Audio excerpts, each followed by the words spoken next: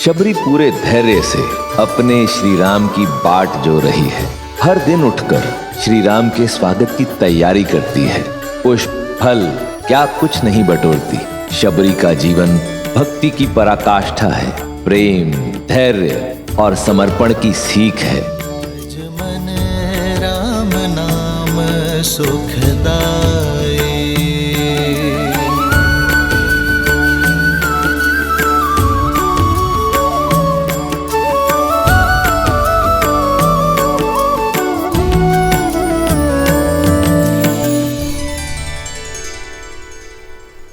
भैया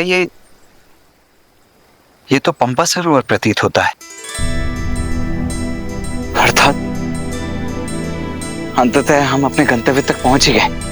हाँ लक्ष्मण, हमें माता शबरी को ढूंढना है। वही हमें आगे का मार्ग दिखाएंगी। आओ।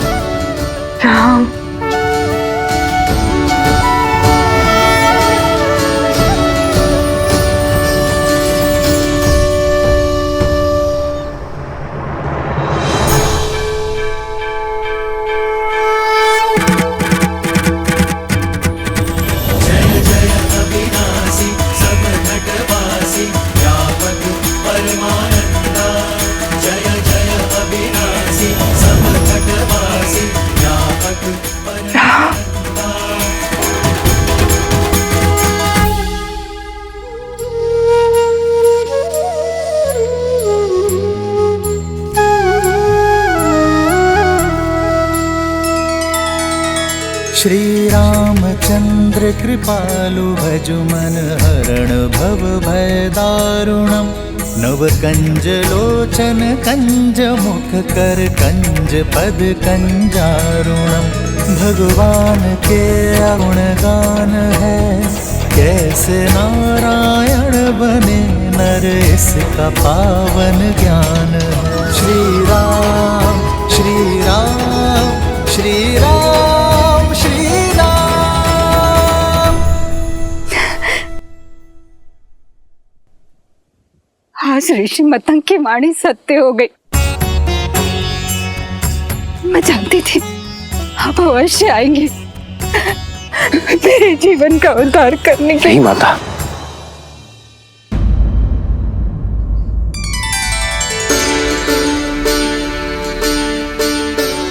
आप मेरे लिए माता समान हैं और मां पुत्रों के पग नहीं छूती, वो उन्हें आशीष देती है। माता, आपने मुझे माता कहा। जो बरसों अपने पुत्र की प्रतीक्षा करे, जो उसके सत्कार के लिए सदैव तत्पर हो, उसे माता नहीं तो क्या कहूं माता।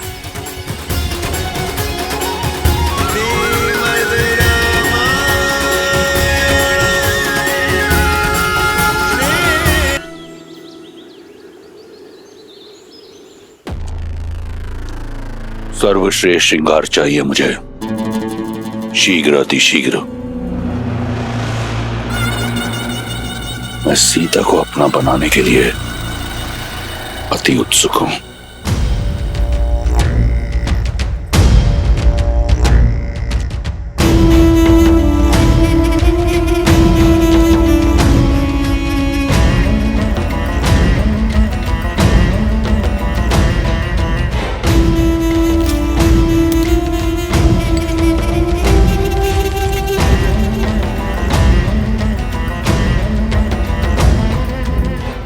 ये श्रेष्ठ पोशाक है लंकेश, आपके जीवन के सबसे श्रेष्ठ पल के लिए।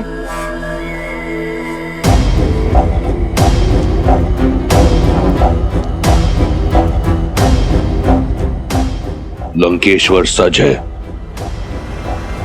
अपनी बहन के प्रतिकार और अपनी परीक्षा के पुरस्कार दोनों के लिए।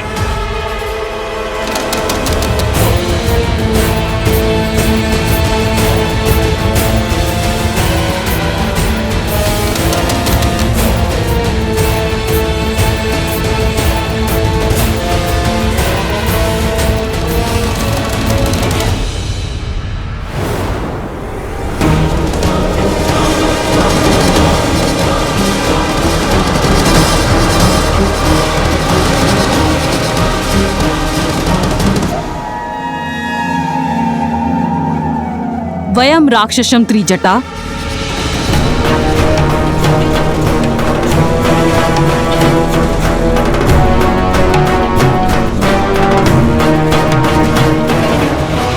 ऐसे होगी राक्षस जाति की रक्षा? मुझे तुम्हारा अभिवादन नहीं चाहिए, मुझे सीता की स्वीकृति चाहिए। मंडप सजा हुआ है, ये अभी तक सज्ज क्यों नहीं हुई है? मैंने बहुत प्रयास किया। अत्यंत हठी है ये, न भयभीत होती है और न प्रश्न का उत्तर देती है, एक चट्टान की तरह अटल है। रूपवती हो, कदाचित इसीलिए अब तक जीवित हो, अन्यथा लंकेश को प्रतीक्षा कराने का दंड मृत्यु होता है। चलो सज्ज हो जाओ। एक पतिव्रता केवल अपने पति के नाम के वस्त्र पहनती है। मेरा श्रृंगार, मेरा आभूषण, मेरे राम का प्रेम है। स्वर्ण लंका की महारानी बनने का स्वर्णिम अवसर मिल रहा है, मूर्ख। जिसे तुम स्वर्णिम अवसर कह रही हो, वो मेरे लिए दुर्भाग्य का निमंत्रण है। कह दो अपने लंकेश से, जिस सीता को वो पाना चाहते हैं वो केवल श्री राम की है। मूर्ख स्त्री, तो बातों से नहीं बल से ही मानेगी।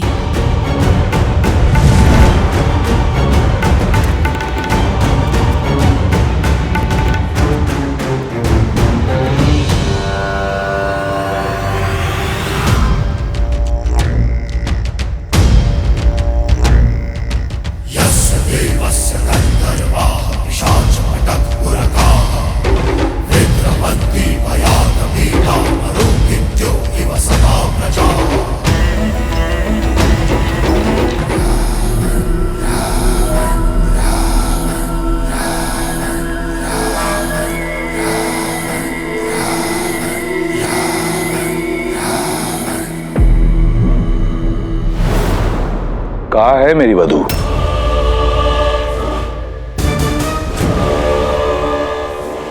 एक महामंत्री का मौन राजा और राज्य दोनों के लिए पतन का कारण होता है। प्रहस्त, उत्तर दो।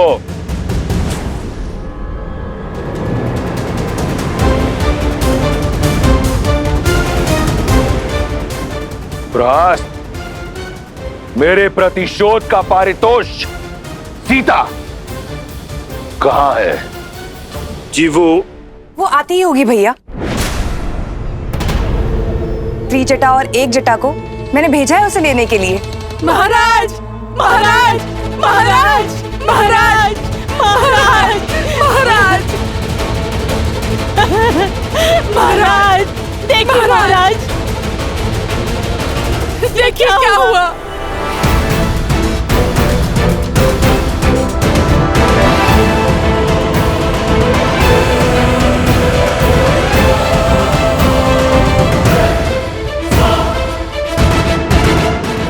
कैसे हुआ ये सब?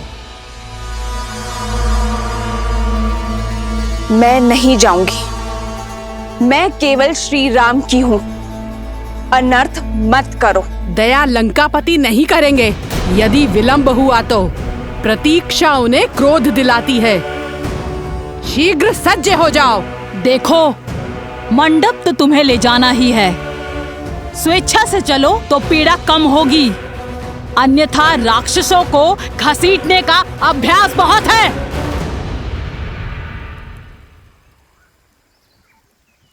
श्री राम, श्री राम। त्रिजटा, इसका दंभ तोड़ने में मेरी सहायता करो। श्री राम, श्री राम, श्री राम, श्री राम, श्री राम।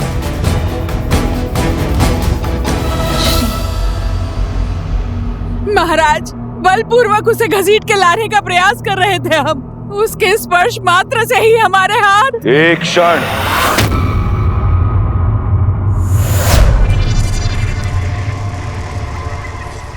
पुनः कहो, क्या किया तुमने? हम बलपूर्वक उसे घसीट के लाने का प्रयास। कौन? कौन? अपमान किया है तुमने, अपमान किया है तुमने लंका की भावी महारानी का।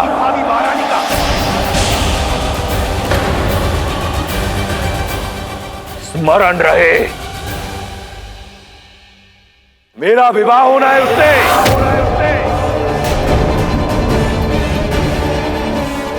लंका की होने वाली महारानी को पशुओं की भांति घसीटा तुमने। अगर ये भूल दोबारा हुई तो जीवित जला दूंगा। मैं स्वयं जाऊंगा उसे लेने।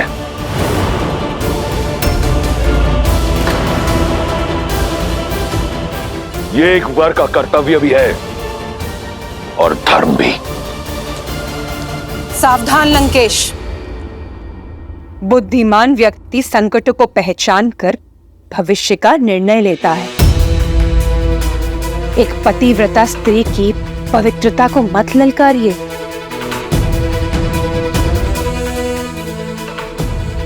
अभी तो केवल एक जटा और त्रिजटा के हाथ जले हैं।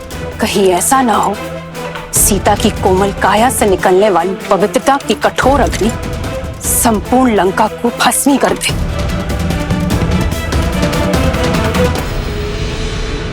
अभी भी समय है, सीता लौटा दीजिए राम को।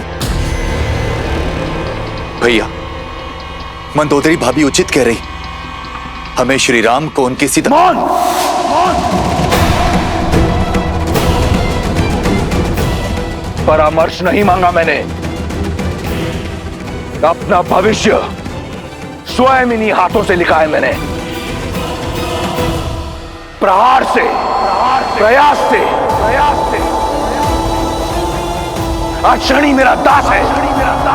लंका का काल कोठरी में बंद है।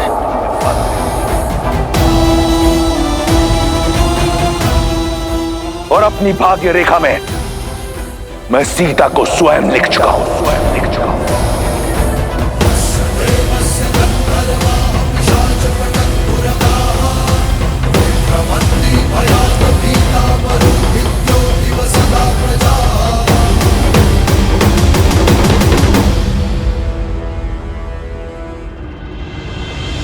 खड़े क्यों हैं? थक कर आए होंगे ना। चलिए अंदर आकर मेरी कुटिया में विश्राम कीजिए। मेरी प्रतीक्षा का अंधकार आपके आगमन के दीपक से मिट जाएगा। आइए। अवश्य माता। आओ लक्ष्मी।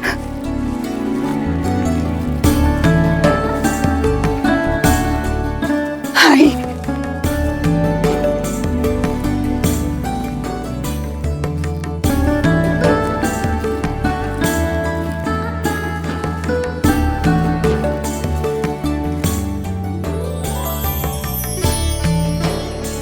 ऐसी रंगोली मैंने आज तक नहीं देखी माता। इसमें आपकी भक्ति का ही तो रंग है राम। आइए आइए बैठिए।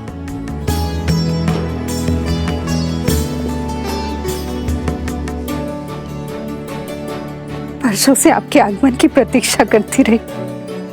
यदि सत्कार में कोई त्रुटि हो जाए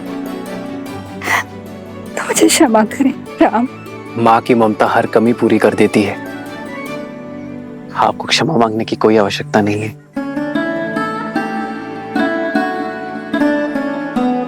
आप दोनों थक गए होंगे ना, और भूख भी लगी होगी ना।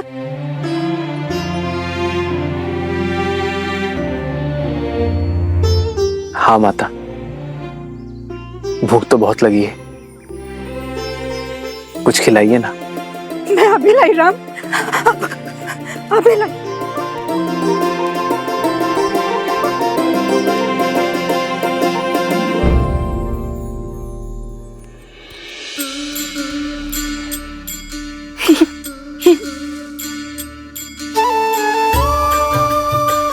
ये खाइए राम,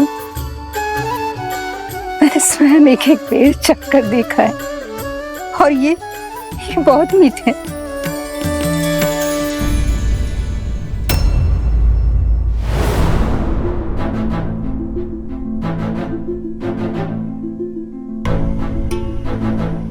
अतिथि को झूठे भेर खिलाएंगी आप?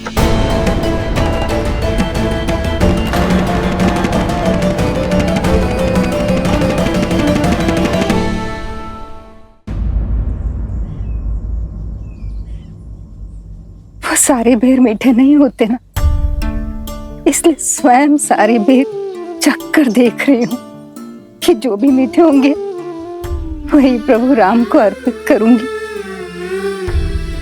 और मैं परमासी स्त्री हूँ, राजाओं के सत्कार का नियम नहीं जानती। कहीं कोई त्रुटि हो गई है, इसलिए नहीं खा रहे ना। ना खाने के पीछे का कारण कुछ और है। एक माता अपने शिशु की गुटी स्वयं चखती है कि कहीं वो कड़वी तो नहीं, और फिर मधु मिलाकर अपने शिशु को अपनी उंगली से चटाती है। एक मां दूध गर्म है या नहीं ये स्वयं चखती है और फिर अपने शिशु को पिलाती है। मां तो वो है जो अपने पुत्र के सुख के लिए विष को भी चख ले। जो व्यंजन माता बनाए, पुत्र को उसे मां के हाथों से खाने में ही आनंद आता है। आपके हाथों से बेर और मीठे लगेंगे माता। मेरे हाथ से खाओगे राम? मेरे हाथ से? क्यों नहीं माता, आज आपको देखकर बरसों बाद ऐसा लगा जैसे मेरी तीनों माताएं मिल गई मुझे। माता,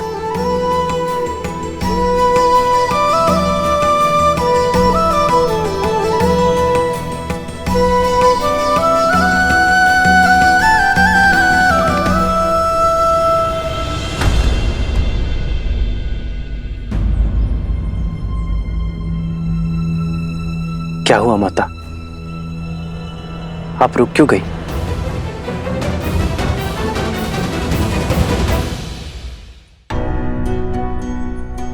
मैं एक साधारण सी वनवासी स्त्री हूँ और आप अयोध्या के राजकुमार। मैं आपको ये बेर कैसे खिला सकती हूँ? गुरुदेव मदन के आश्रम में मुझे ज्ञान तो मिला, किंतु अपने कुल के कारण स्वीकृति नहीं। और इसीलिए मुझे ऋषिमुख पर्वत छोड़ यहाँ आना पड़ा, एकाकी जीवन बिताना पड़ा। यदि आपको छुआ तो आप कहीं मलिन न हो जाए। एक माता तो अपने शिशु को काजल का टीका लगाती है लोगों की मलिन दृष्टि से बचाने के लिए। भला उस माता के छूने से पुत्र मलिन कैसे होगा? प्रेम तो पारस है जो मलिन को भी पवित्र बना दे। फिर यह महत्वपूर्ण नहीं कि कौन किस रूप में, किस घर में, किस कुल में जन्मा है। महत्व तो कर्मों का है माता। तो अपने ही पुत्र को अपने हाथों से खिलाने में कैसे झिझक माता। खिलाइए ना।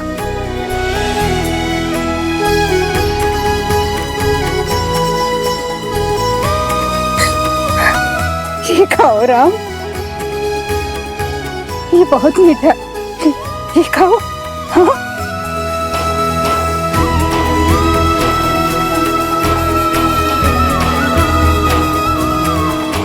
सच में माता, ये तो अमृत सा मीठा है।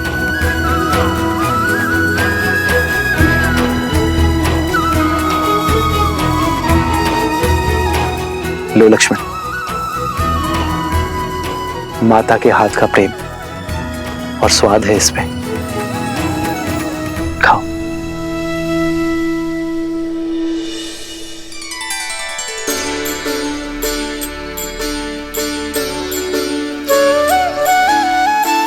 वही रघुवर की बन के मैया, वही रघुवर की बन के मैया, चख चख बेर खबाई, चख चख बेर खबाई, भज